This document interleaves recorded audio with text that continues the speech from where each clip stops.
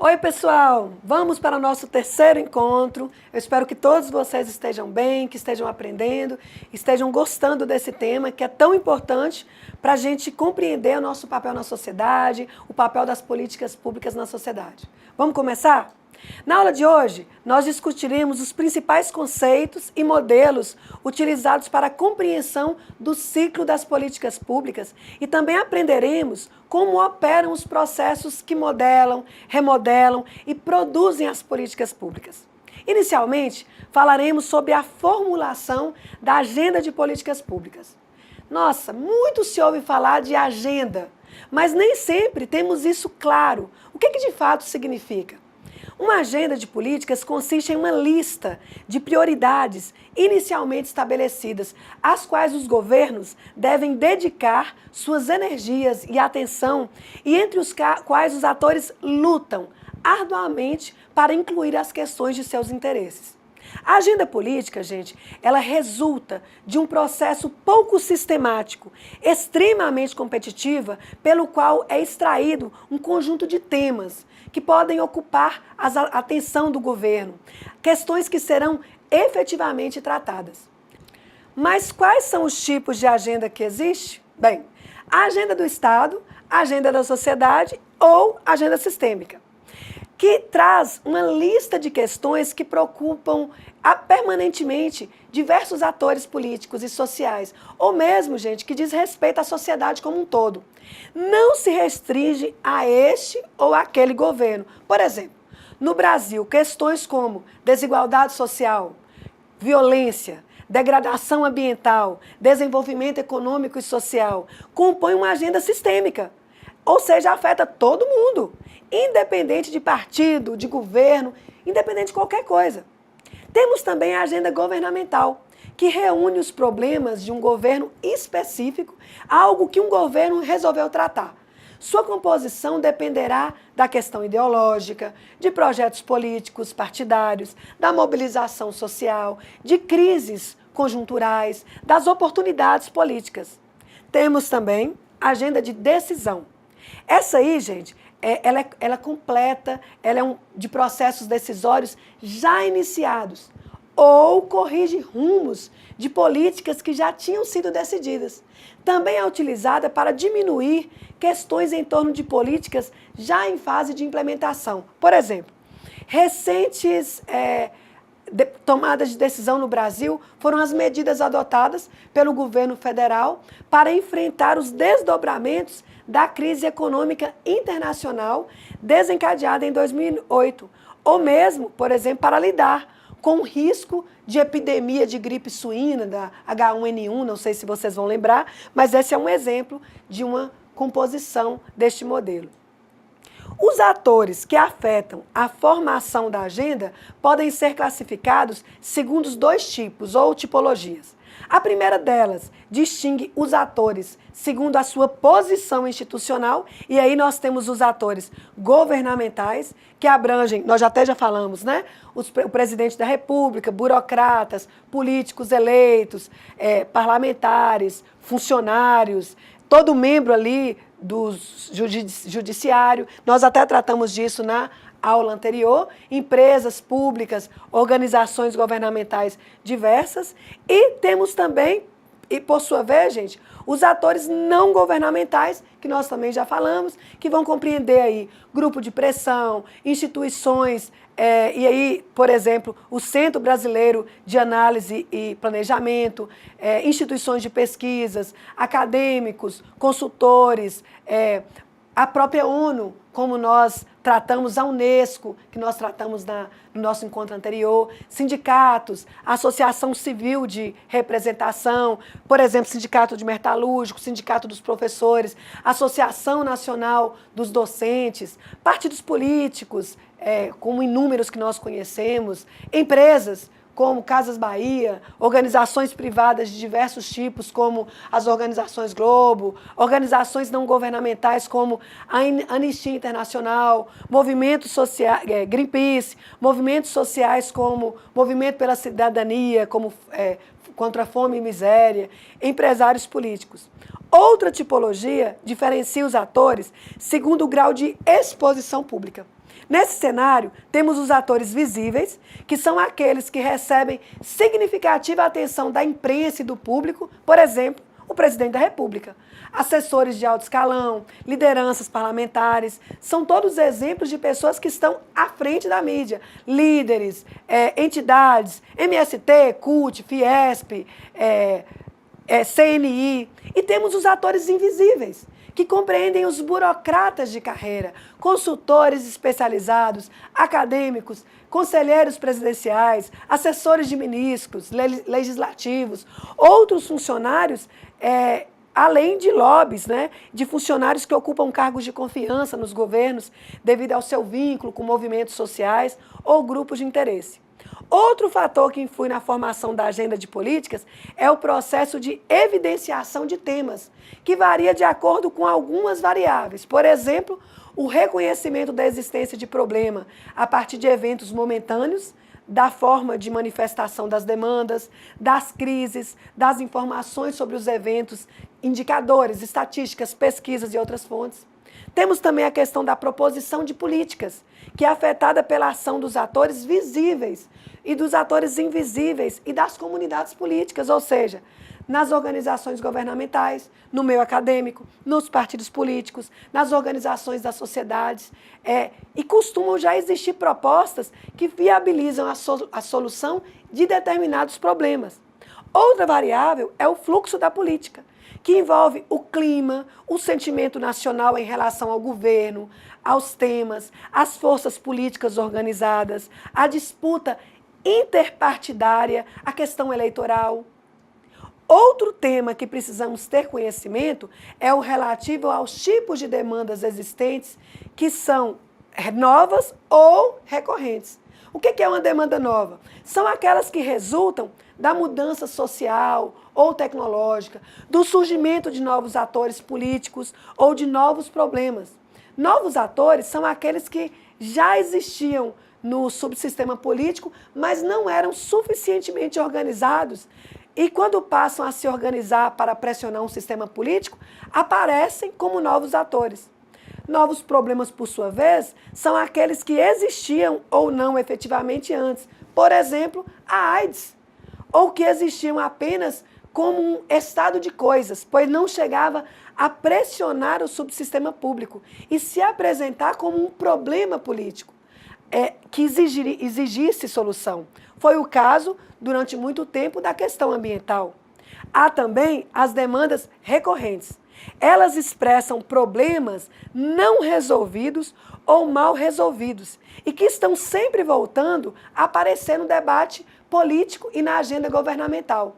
No Brasil, um exemplo de demanda recorrente é a reforma agrária. O Estatuto da Terra tem mais de 40 anos de idade. O assunto foi votado na Constituinte, aprovou-se mais tarde a lei agrária, mas não se fez a reforma agrária. Só a partir de meados da década de 1990, com a implementação da reforma agrária, é que esta deixou de ser uma demanda recorrente. As demandas reprimidas correspondem a estado das coisas ou não decisões, que é um estado de coisas, é uma situação que se arrasta durante um tempo razoavelmente longo, incomodando grupos de pessoas e gerando insatisfações, sem, entretanto, chegar a mobilizar as autoridades governamentais. Trata-se de uma situação que incomoda, prejudica, gera insatisfação, mas muitos indivíduos não chegam a constituir um item da agenda governamental, como vocês podem observar na figura 4. Ou seja, não se encontra entre as prioridades dos tomadores de decisão. Vamos falar agora de como as demandas se acumulam. Você pode se perguntar, poxa, Júnior, e as demandas? E se elas se acumularem? Bem, quando são acumuladas fortemente as demandas e o sistema não consegue encaminhar soluções aceitáveis pelos atores envolvidos, pode ocorrer o que se denomina sobrecarga de demanda. Uma crise que ameaça a estabilidade do subsistema político. Dependendo da sua gravidade e de sua duração, pode levar até mesmo à ruptura institucional. Mesmo que isso não ocorra, o subsistema passa a lidar com crises de governabilidade, pressões resultantes da combinação do excesso ou complexidade de demandas, novas ou recorrentes, com inputs contraditórios e redução do apoio em torno da gestão. Mas nem sempre isso acontece. Algumas situações elas permanecem naquela expressão, estado de coisas, por período indeterminados, sem que sejam incluídas na agenda governamental, pelo fato de existirem barreiras culturais e institucionais, as quais impedem que sequer se inicie o debate público do assunto. Quando um estado de coisas persiste, resistindo às provocações ao debate público, configura-se o que Baratz e Basharat Apud Dagino conceituam como não decisão. A não decisão não se refere à ausência de decisão sobre uma questão que foi incluída na agenda política. Vamos falar um pouquinho agora, gente, sobre as arenas políticas e o comportamento dos atores. Eu espero que dentro da cabeça de vocês estejam aí buscando tudo o que está acontecendo no nosso cotidiano, na nossa rotina, como exemplo. Não se discutem as aspirações e necessidades nas arenas, apenas se admite que elas existem e são a base dos interesses, aquilo que cada ator deseja maximizar. Aqui é preciso diferenciar 3 variáveis: expectativas, interesses e preferências. Expectativas são suposições que os atores formulam sobre as consequências de cada alternativa, sobre os seus interesses. Já as preferências dependem do cálculo do custo-benefício de cada ator. Vamos falar um pouquinho mais sobre essa questão das preferências. As preferências, geralmente, não são restritas. Elas costumam se apresentar como um leque, sendo ordenadas em uma sequência. Eu prefiro a alternativa A, mas se a A não for possível, então eu gostaria que fosse adotada a alternativa C. Se nem a A nem a C forem possível, eu prefiro que seja adotada a alternativa D. Isso significa que as minhas preferências obedecem uma sequência, da mais preferida para a menos preferida. Seria, por exemplo, a A para a C, para a D e para a B, conforme vocês podem observar na figura. As preferências se formam em relação aos insus, ou questões. As preferências se formam em relação a questões. Para entender o processo de formulação e de implementação, é essencial definir quais que são as opções de uma política e identificarmos as preferências dos atores em relação a cada uma delas. As regras do jogo, gente, consistem no conjunto de normas formais e informais que regem todo esse processo de interação dos atores. Em função das preferências, das expectativas de resultados, aí vamos pensar vantagens e desvantagens, de cada alternativa para a solução de um problema e da estrutura de oportunidade, os atores fazem aliança entre si, entram em disputa. É assim que se formam as arenas políticas. E aí você pode agora estar se questionando: Juni, quais os tipos de arenas políticas que existem? Gente, existem a arena distributiva, que está aí intimamente relacionada às políticas distributivas, a arena redistributiva, que está relacionada às políticas redistributivas, a arena regulatória, associada à política regulatória, a arena constitucional, que é formada em torno das políticas e que determinam quais são as regras do jogo. E como tudo isso ocorre? Bem, através das dinâmicas. O que é a dinâmica? É essa relação entre os atores. Essa relação, ela pode obedecer 3 padrões. Lutas, que aí são contexto de conflito, de confronto, briga entre os atores. Jogos, que são situações competitivas, nas quais a lógica é vencer o adversário, em uma situação específica, sem eliminar totalmente o processo. de tal maneira que ela possa vir a ser um aliado num momento posterior.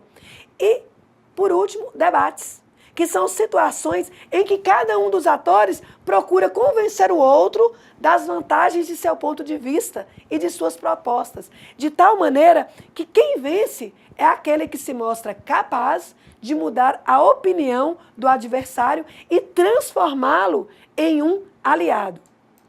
Agora, quando falamos de poder, nós vamos para um outro tipo de debate. Segundo Lux, o poder pode ser estudado em 3 dimensões. O poder ele pode ser estudado na dimensão dos conflitos abertos entre atores sobre assuntos chaves, quando o exercício do poder pode ser observado através da metodologia proposta por uma concepção pluralista. Temos também a dos conflitos encobertos, quando ocorre a supressão das reclamações, impedindo sequer que essas reclamações sejam incluídas na agenda de decisão, como alguns autores salientam, como a não tomada de decisão, que é o caso do Bacharach e Baratz, que eles dizem, é como uma não tomada de decisão. E temos ainda a dos conflitos latentes, quando o exercício do poder se dá conforme as preferências da população, de maneira a prevenir que nem conflitos abertos, nem encobertos venham a se manifestar conflitos latentes, potenciais, coisas que podem desembocar de uma vez. Quando um problema entra na agenda governamental e as alternativas são formuladas, o comportamento dos atores no jogo do poder ocorre de diferente forma. Alisson, 1999, ele define pelo menos 3 modelos de alternativas para entender como esse processo acontece. O modelo da política racional, o modelo da política organizacional e o modelo da política burocrática. Vamos falar primeiro do modelo da política racional. Esta, gente, define claramente os seus objetivos, identifica a solução de alternativa disponível, avalia as consequências de cada uma, escolhe a alternativa e faz consequências mais vantajosas e finalmente age. Semelhante à ideia de mercado de concorrência perfeita que existe na economia. E aí, por concorrência, eu vou ter uma situação na qual os agentes econômicos competem entre si para alcançar o objetivo. E aí tem a questão do mercado atomizado, onde há um grande número de produtores, de demandantes do produto. Nós temos a questão do produto homogêneo, não existe barreira para o ingresso de empresas no mercado e transparência total no mercado. Agora vamos falar um pouquinho, para a gente esclarecer, do modelo organizacional. Este, gente, consegue escapar do problema da racionalidade absoluta e abstrata, que é uma das grandes falhas do modelo anterior, e fornece uma solução para o fato de que o governo e o Estado são entidades unitárias e monolíticas. Supõe esse modelo que o Estado e o governo são constelações de organizações dotadas de vida mais ou menos autônoma. Ele supõe também que as organizações operam segundo procedimentos padronizados, ou seja, rotina, para o cumprimento dos seus objetivos e a realização de sua missão. Ainda nesse modelo, os atores são agentes da organização. O poder é dividido entre elas e os problemas são percebidos conforme o seu ponto de vista e a sua interpretação. Já no modelo da política burocrática, há uma rejeição à ideia da racionalidade linear em relação a uma política específica, reconhecendo que os interesses dos diversos atores frequentemente colocam linhas cruzadas entre diferentes políticas. Aí, pessoal, neste modelo, o elemento crucial é definir qual é o interesse em jogo para cada ator envolvido. Os atores fazem todas as alianças possíveis, usam de todas as estratégias e recursos, admite vários tipos de atores, organizacionais, coletivos, institucionais ou individuais, privados, públicos. Tudo é permeado por cálculo político, de curto, médio e longo alcance. Olha, quanto às ideias nas políticas públicas, nós temos os seguintes modelos de formulação. Nós temos o modelo incremental, que significa a tentativa de solucionar problemas de uma maneira gradual, sem introduzir grandes modificações nas situações que já existem e também sem provocar rupturas de quaisquer naturezas. A melhor decisão não é aquela que maximiza os valores e objetivos dos tomadores de decisão, mas sim aquela que oferece menos dificuldade e assegura o melhor acordo entre os interesses envolvidos. Por mais adequada que seja a fundamentação técnica de uma alternativa, a decisão envolve relações de poder. Os governos democráticos efetivamente não possuem liberdade total na alocação de recursos públicos nesse modelo. E a escolha do modelo, gente, é sempre uma questão de estratégia. E aí, nesse sentido, a gente tem que compreender o papel do problema. O problema mostra-se pouco compatível com as necessidades de mudança e pode apresentar-se um viés mais conservador. Vamos falar agora do modelo racional compreensivo. Não se distingue apenas pelo maior alcance e pela maior proporção de recursos alocados. A diferenciação se dá também pela própria lógica que orienta os tomadores de decisão. Nesse modelo, os formuladores decidem que valores e objetivos devem ser maximizados e quais alternativas que melhor poderão maximizá-los. Nesse modelo, a seleção da alternativa a ser adotada é feita a partir de uma análise abrangente e detalhada de cada alternativa, seu custo-benefício e suas consequências. Por isso a decisão é mais lenta. Qual que é o problema dela? Ela parte de um pressuposto ingênuo de que a informação é perfeita e que não considera adequadamente o peso das relações de poder nas tomadas de decisão.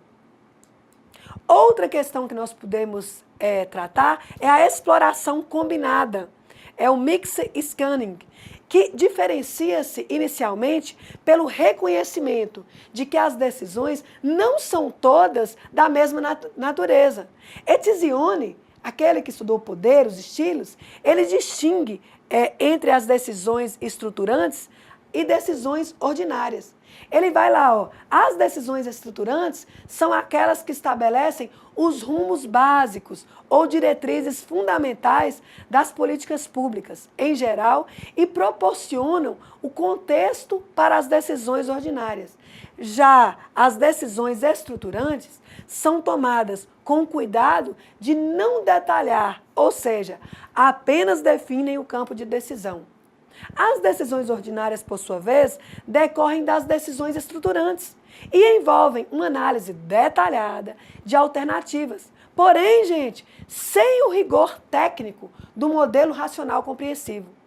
Aqui, considera-se uma boa decisão aquela que for a melhor possível naquele momento específico. Bem, pessoal, por hoje, vamos encerrando? Eu espero que todos vocês tenham aprendido, estejam compreendendo e que tudo esteja ficando cada dia mais claro. Receba cada um o meu abraço. Até o próximo encontro, se Deus assim permitir.